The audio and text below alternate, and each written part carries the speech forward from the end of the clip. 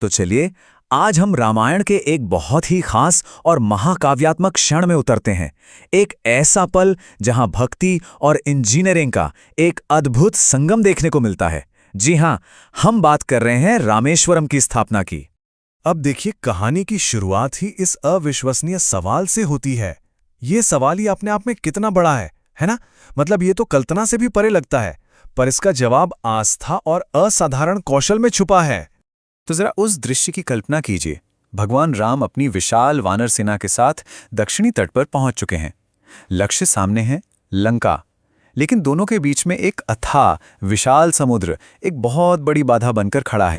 इस चुनौती का पैमाना समझना बहुत जरूरी है। ये सिर्फ पानी नहीं था, नहीं, ये एक ऐसा गहरा और खतरनाक सागर था जिसमें भयानक जीव रहते थे। इसे पार करना उस समय लगभग असंभव ही माना जाता था। तो अब सवाल यह है कि इतनी बड़ी मुश्किल का हल कैसे निकला? किसी इंजीनियरिंग से? नहीं, उससे भी पहले भक्ति से। किसी भी तरह का काम शुरू करने से पहले भगवान राम ने एक बहुत ही महत्वपूर्ण आध्यात्मिक कार्य किया जो इस पूरी कहानी की नींव बना। ये देखिए, ये कितना सरल लेकिन कितना शक्तिशाली काम था। उस विशाल समुद्र के किनारे भगवान राम ने अपने हाथों से रेत का एक शिवलिंग बनाया। ये दृश्य हमें सिखाता है कि किसी भी असंभव काम को करने से पहले दिव्य आशीर्वाद लेना कितना जरूरी है। और अब हम इस कहानी के असली दिल की ओर बढ़ते हैं। वो गहरा आध्यात्मिक संदेश जो भगवान राम ने ठीक उसी क्षण दिया था। और यहीं पर भगवान राम एक बहुत ही शक्तिशाली संदेश देते हैं। वो कहते हैं, जो शिव से द्रोह रखता है और मेरा भक्त कहलाता है, वो व्यक्ति मुझे स्वप्न में भी नहीं पा सकता।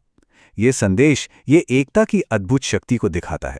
और इसी एकता का सबसे बड़ा प्रतीक है रामेश्वरम। इसका मतलब ही है राम के ईश्वर यानी शिव। ये वो जगह है जो स्वयं भगवान राम द्वारा स्थापित हरि और हर की एकता का सबसे बड़ा प्रमाण बन गई। तो जब ये आध्यात्मिक नींव इतनी मजबूती से रख दी गई, तब बारी आई उस कमाल के इंजीनियरिंग की जिसने असंभव को सचमुच संभव कर दिखाया।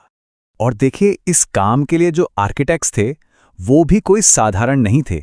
नल और नील, जिन्हें एक अनोखा दिव्य वरदान मिला हुआ था कि वो जिस भी पत्थर को छू लेंगे वो हल्का होकर पानी पर तैरने लगेगा। कमाल है ना? ये इस चमत्कारी काम के लिए एकदम सही इंजीनियर थे।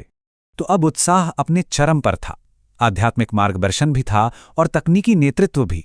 इसके बाद पूरी की पूरी सेना इस महान काम के लिए जुट गई। और ये काम पूरी योजना के साथ शुरू हुआ। कोई अव्यवस्थित प्रयास नहीं था। पहले नल और नील ने पूरी योजना बनाई, फिर पूरी वानर सेना ने बड़े बड़े पत्थर और पेड़ इकट्ठा करना शुरू किया। और फिर वो विस्मयकारी पल आया जब पहले पत्थर समुद्र में डाले गए और वो सच में तैरने लगे। ये क्षण हमें यही सिखाता है कि जब अटूट आस्था और समर्पित कौशल एक साथ मिल जाते हैं तो कोई भी बाधा, चाहे वो कितनी भी बड़ी क्यों ना हो, उसे पार किया जा सकता है। तो इस कहानी का अंत हम इसी विचारोत्तेजक प्रश्न के साथ करते हैं। ये कथा सिर्फ एक पुल बनाने की नहीं है, बल्कि उस विश्वास की शक्ति की है जो महासागरों को भी रास्ता देने पर मजबूर कर सकता है।